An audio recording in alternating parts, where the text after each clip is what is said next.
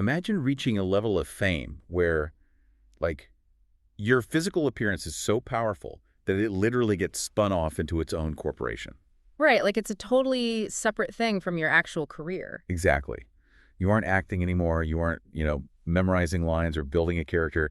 You are simply monetizing the abstract concept of perfection, which is wild to think about, right? Oh, it's completely wild. Because normally when we see a famous actor, I don't know, holding a bottle of cologne or driving a luxury car on TV, we just assume it's a side hustle. Yeah, you figure they're just cashing a quick check between major film projects. It feels very transactional. Right, it's the classic celebrity side gig model we're also used to seeing. They lend their fame to a brand for 30 seconds, the brand gets a temporary sales bump, and well, everyone just moves on.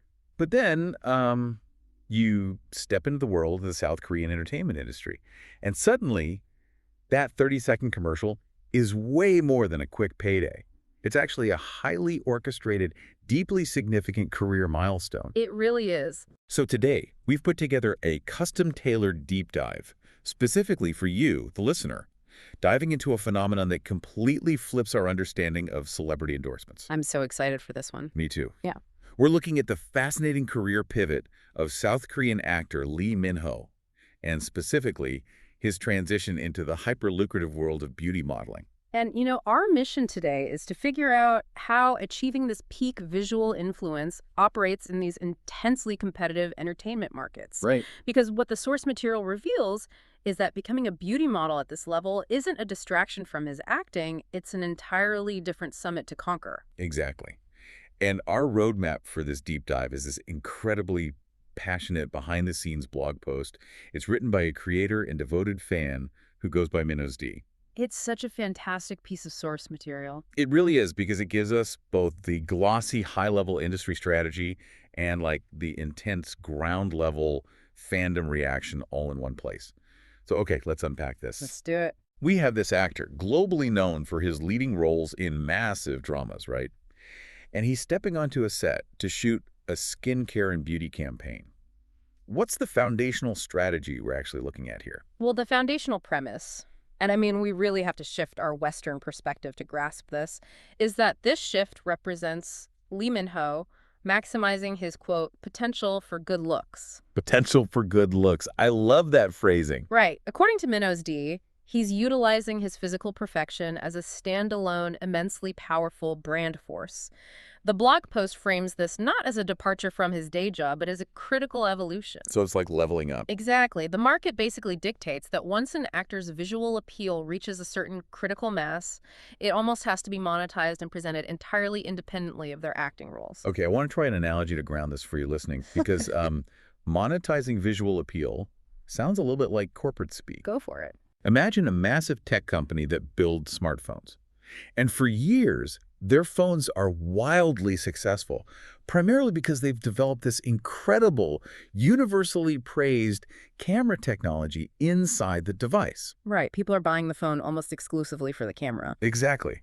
And eventually, the tech company realizes this camera feature is so powerful and so universally desired, it doesn't even need the phone to sell it anymore. Oh, I see where you're going with this. Yeah, so they spin the camera off into its own standalone product. It gets its own marketing budget, its own sleek packaging, and its own dedicated consumer base. That captures the mechanics of this perfectly. I mean, the acting ability, his filmography, that's the smartphone. It's the primary vehicle that built the audience in the first place. Right. But the visual impact, that potential for good looks, is the camera. It's become so potent that keeping it locked inside the context of a movie or a TV show is actually limiting its market value. That is fascinating. It really requires its own distinct platform to generate maximum revenue. I get the mechanics, but I have to push back a little on the reality of pulling that off. Okay, what do you mean? Well, if you're an actor and your visual impact becomes its own standalone force, doesn't that sort of turn you into a mannequin? Like if you just start selling your face, you risk people forgetting you're actually a skilled actor. That's a fair point.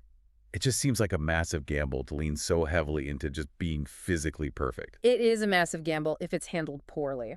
But looking at minozDee's post, the strategy employed here is highly sophisticated, specifically because it navigates around that pitfall. How so? Well, the source makes it clear he's pivoting his public persona to emphasize his physical perfection alongside his acting prowess, not as a replacement for it. Oh, okay. Yeah, by taking absolute control of his visual impact and channeling it into high-end beauty commercials, he's demonstrating a very savvy understanding of his own brand equity. So he isn't abandoning the craft. Not at all. He's proving his visual identity is so dominant it can literally stand shoulder to shoulder with his filmography. I mean, it's a flex. It's a huge flex. So it's an expansion of his portfolio. Hmm. But executing that complementary strategy means every single detail on a commercial set has to do heavy lifting, right? Like to maintain that prestige. Oh, absolutely. The execution is where the strategy lives or dies. Right. You can't just, throw him in front of a ring light and call it a day. The imagery has to perfectly match the immense expectations of the audience. And we actually have a vivid description of a specific image from the source to help us visualize this evidence. Let me paint the picture for you. Please do. So we're looking at a striking profile shot of LeeMinHo. He's standing in what looks like a warmly lit studio, or maybe like a highly stylized garage setting. Okay, I can picture that. The lighting is hitting him from behind, creating this really soft cinematic glow. And he's wearing a very understated, comfortable-looking gray polo shirt. Very casual, but elevated. Exactly.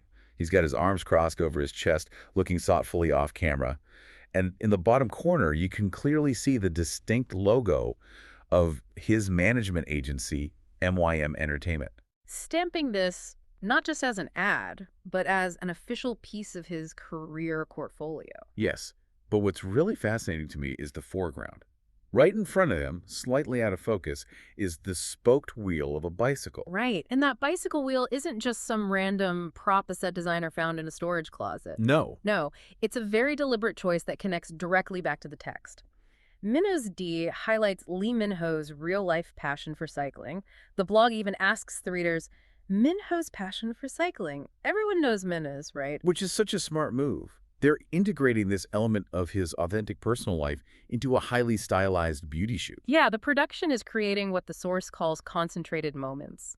It bridges the gap between the untouchable beauty icon and the real human being. Because if you just present an untouchable, godlike figure, it eventually alienates the consumer. Exactly. It grounds the perfection in reality. The bicycle basically whispers to the audience, yes, he's impossibly perfect, but he also rides bikes just like you do. It's a carefully calibrated illusion of intimacy. It really is. And speaking of carefully calibrated, here's where it gets really interesting. The source goes into incredible detail about the wardrobe choices. Oh, the outfits. Yeah, and the intense fandom dynamics surrounding those choices. Yeah. Because it's not just about picking nice clothes, It's about catering to highly specific aesthetic expectations. Right. The blog mentions a complete shift in atmosphere during the shoot, where he suddenly dressed entirely in white. And the reaction documented to that white outfit is totally visceral. It's beyond visceral. The source literally asks, what is this legendary angel?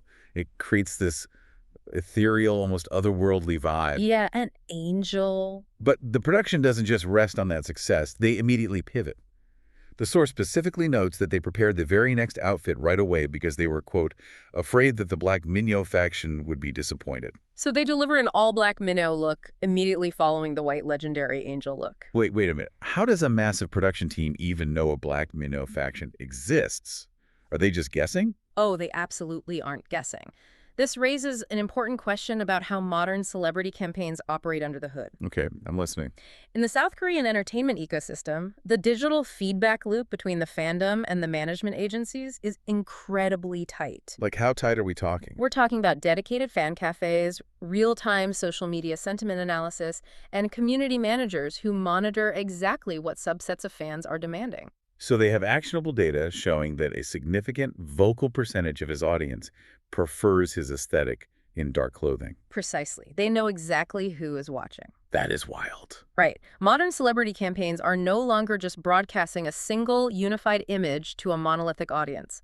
They have to cater to incredibly granular, specific micro-factions of their own fan base to achieve viral success. So by explicitly providing an all-black look right after the angelic white look, They are engineering viral moments.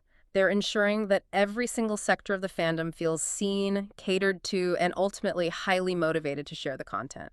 But catering to that Black Mino faction isn't a one-way street, right?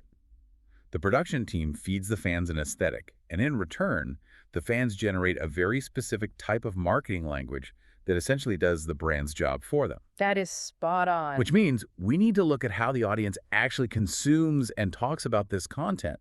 The vocabulary of the fandom, known collectively as the Minoz, is an absolutely essential part of understanding this entire cultural phenomenon. The language really is the metric of success here.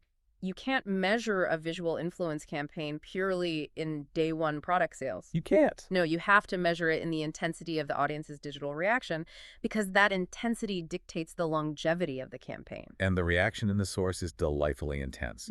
Looking at minozDee's post, the blogger lays out the fundamental truths of this experiment. Oh, this part is so good. They write, and it's so funny because it's so simple, that there are exactly 3 reasons why actor Minho is good. 1, handsome. 2, handsome. 3, handsome. It's hilarious, but it hits the nail on the head. The complexity of his award-winning acting career is entirely set aside to purely celebrate the visual impact. Yes, they're tossing aside hours of complex filmography just to appreciate his face. Just the face. And the quotes throughout this source are striking. We aren't talking about casual fans saying, oh, he looks nice in that gray polo. Not at all. The author talks about seeing the advertisement and literally losing their mind. They describe feeling confused by how perfect it is. Confused by perfection. Right. They refer to his appearance as a dragon-like beauty. And my absolute favorite, the experience of feeling described as minbushim max. That's a great example of this specialized vocabulary. Minbushim max, what does that even mean? So minbushim is a portmanteau. It's a mix of his name and a Korean term for pride or strong feelings. Oh, okay. Yeah, it essentially translates to feeling maximum pride in Minyo. That kind of terminology only exists within this specific, highly engaged ecosystem. Looking at this extreme language like the confusion, the dragons, the deep emotional pride, it feels less like fans are preparing to buy a skincare product and more like they're worshiping an artifact. It really does. So, what does this all mean for the bottom line? I'd argue it completely rewrites the return on investment for these commercials. Oh, it absolutely rewrites it. This extreme devotion entirely validates the management agency's initial strategy of transitioning him into a standalone beauty brand. Because the hyper-competitive entertainment industry relies on this exact mechanism of fan investment. Exactly. When an audience member describes an actor's appearance as a dragon-like beauty, that isn't just an enthusiastic compliment, that's currency. It's cultural capital. Yes. That mythical, larger-than-life description is the exact cultural capital that makes the pivot from a human actor to a corporate beauty asset successful. It elevates him from a person you watch on a screen to, like, an event you have to witness. That's a great way to put it. And the source takes it a step further with this incredibly evocative desire.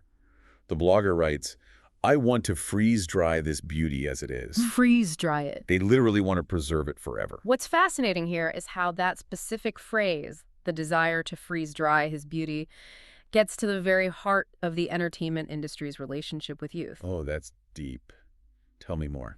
Well, a physical prime is, by definition, a depreciating asset. It's a temporary state.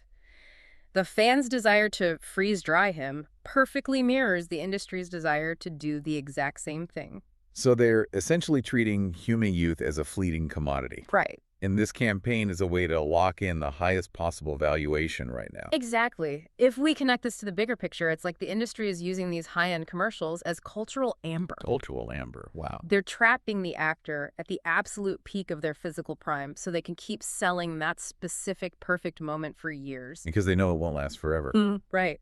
They're immortalizing that dragon-like beauty before the inevitable passage of time changes the dynamic of what they can sell. That's such a brilliant way to frame it. They are manufacturing permanence out of something inherently temporary. They really are. Well, this has been an incredibly eye-opening journey today. It really has been. To summarize our deep dive for you, the listener, we started by looking at what initially appeared to be a straightforward skincare advertisement featuring a famous actor. Just a standard commercial. Right. But as we dug into the mechanics behind minozDee's post, we uncovered a calculated, high-level career evolution. A total strategic pivot. We saw that LeeMinHo transitioning into a beauty model is a deliberate strategy to maximize his potential for good looks. It's the act of spinning off his visual influence into its own powerful standalone brand, just like a tech company spinning off its best feature. And it works. It totally does. And we saw how that brand is fueled by a deeply dedicated fandom.